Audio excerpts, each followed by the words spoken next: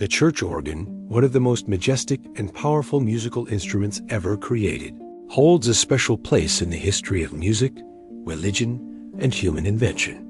With its thunderous sound that can fill vast cathedrals and its delicate tones capable of expressing deep emotion, the organ has been called the king of instruments. Its story stretches back more than 2,000 years, beginning not in churches, but in ancient Greece, and evolving through centuries of technological development, cultural change, and musical innovation until it became inseparably associated with Christian worship and Western classical tradition. To understand the history of the church organ is to explore the intersection of engineering genius, artistic expression, and spiritual devotion. The origins of the organ can be traced back to the hydraulis, an ancient Greek instrument invented in the 3rd century BCE by the engineer Ctesibius of Alexandria. The hydraulis used water pressure to regulate the flow of air through pipes, producing sound when air passed through differently sized tubes. This invention was revolutionary because it was the first known keyboard instrument, allowing performers to control multiple pitches at once with their hands. The hydraulis quickly spread across the Roman Empire, where it was used for entertainment in theaters, festivals, and even gladiatorial games. Far from its later association with churches, the early organ was a secular instrument of spectacle, valued for its ability to produce loud and impressive sounds that could entertain large crowds. As the Roman Empire declined, the organ did not disappear, but instead was preserved and adapted in the Byzantine Empire. By the 7th century, organs were built and maintained in Constantinople, and in 757 CE, the Byzantine Emperor Constantine V sent a gift of an organ to King Pepin the Short of the Franks. This gift sparked interest in the instrument in Western Europe, and it soon became associated not only with royal courts, but also with the Christian Church. The grandeur and power of the organ made it ideally suited to accompany religious ceremonies in a growing number of large churches and cathedrals built during the medieval period. The instrument's ability to sustain sound and fill vast spaces gave it a symbolic connection to divine majesty, making it the perfect voice for worship. By the 9th and 10th centuries, organs were being installed in monasteries and churches across Europe. These early medieval organs were massive and cumbersome, often requiring several people to operate.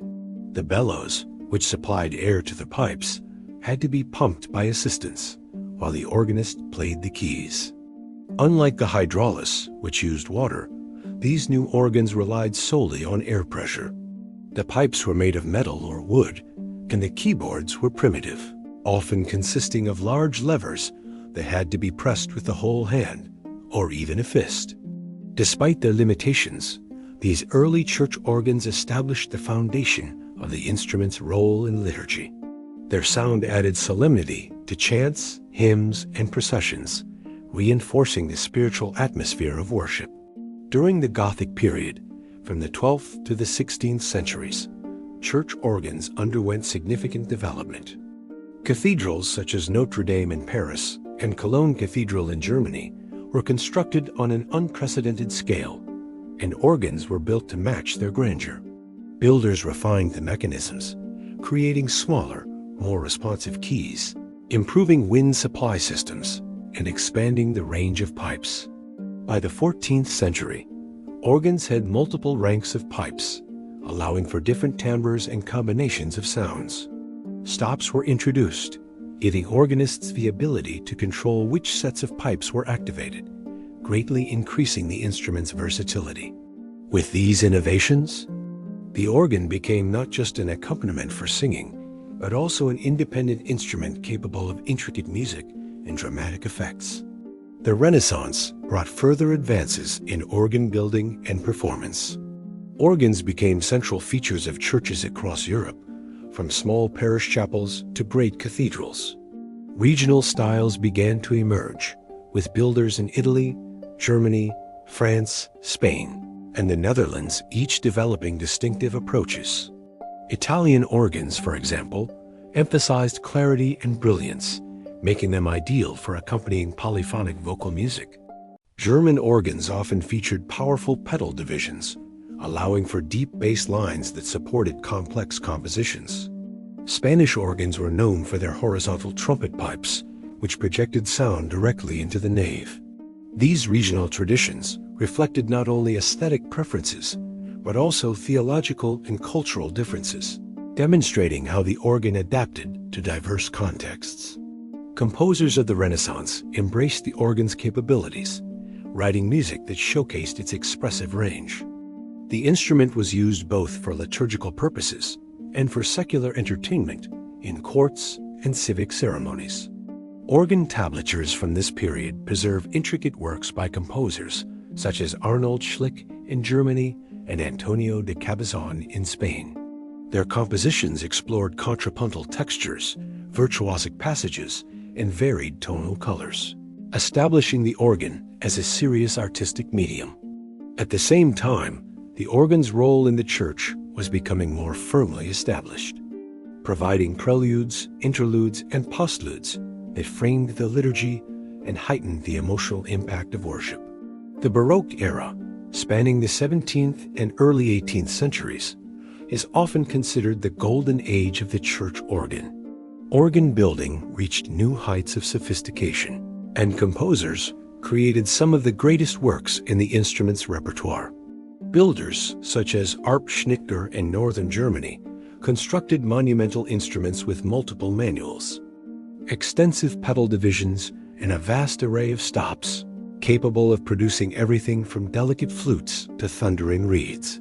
These organs were marvels of craftsmanship and engineering, often decorated with elaborate cases that reflected the artistic splendor of the Baroque style.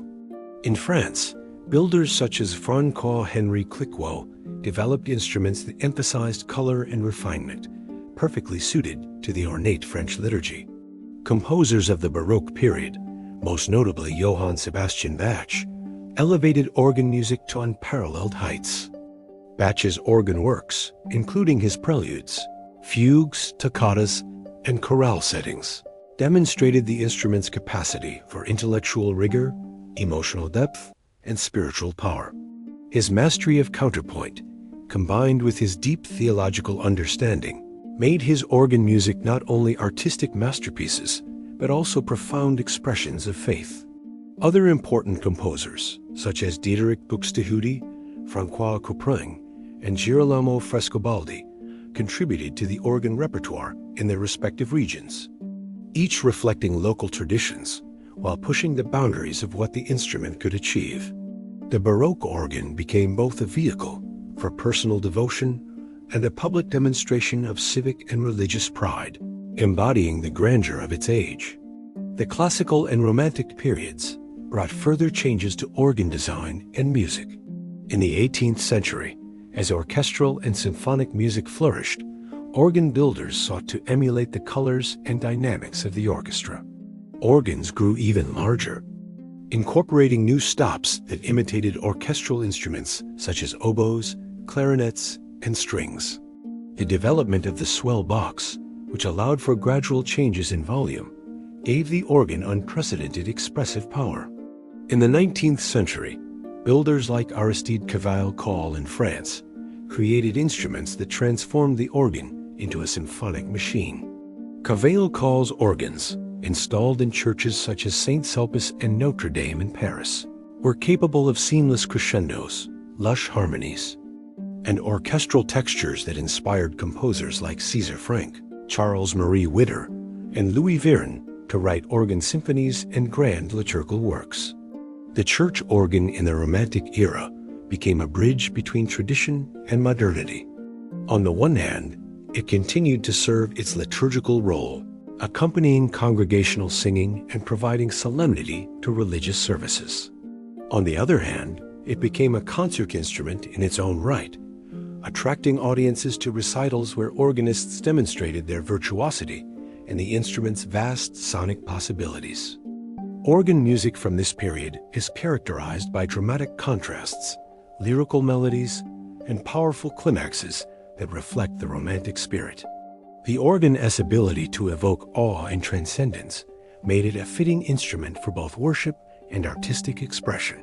reinforcing its position as the king of instruments. The 20th century brought new challenges and opportunities for the church organ. On the one hand, changing liturgical practices, particularly after the Second Vatican Council in the 1960s, led to greater emphasis on congregational singing and the use of simpler musical accompaniment, sometimes reducing the centrality of the organ in worship. On the other hand, organ builders and composers continued to innovate, exploring new materials, electric and electronic action, and even digital technology. Companies began producing electronic organs that simulated pipe organ sounds, making the instrument more accessible to smaller churches and institutions that could not afford large pipe organs. While purists often criticized these substitutes, they nonetheless contributed to keeping organ music alive in diverse settings. In the realm of concert music, organists in the 20th and 21st centuries have continued to expand the repertoire, commissioning new works and experimenting with contemporary styles. Composers such as Olivier Messiaen wrote monumental organ cycles that combine traditional Catholic mysticism with modern harmonic and rhythmic language. Messiaen's organ music, with its cosmic themes and unique soundscapes, demonstrated the instrument's capacity to speak to modern sensibilities while maintaining spiritual depth. Other composers and performers have integrated the organ into jazz, film scores, and experimental music, showing its adaptability and relevance in new contexts. Despite competition from other instruments and technologies, the church organ remains a powerful symbol of cultural and spiritual heritage. In many cathedrals and churches, historic organs have been preserved and restored, allowing modern audiences to hear the sounds that inspired generations past. Organ festivals, competitions, and recordings continue to attract enthusiasts, ensuring that the tradition of organ playing is passed down to new generations. The training of organists in conservatories and universities sustains a high level of artistry, while organ building remains a respected craft that blends engineering precision with artistic vision. The history of the church organ is not just a story of an instrument, but a story of humanity's search for transcendence through sound. From the ancient hydraulis of Greece to the grand cathedrals of Europe, from the genius of Bach to the innovations of Messiaen, the organ has served as a bridge between earth and heaven, matter and spirit, human creativity and divine inspiration. Its ability to encompass the full range of musical expression, from the softest whisper to the most overwhelming roar, makes it uniquely suited to convey both the intimacy and the majesty of the sacred.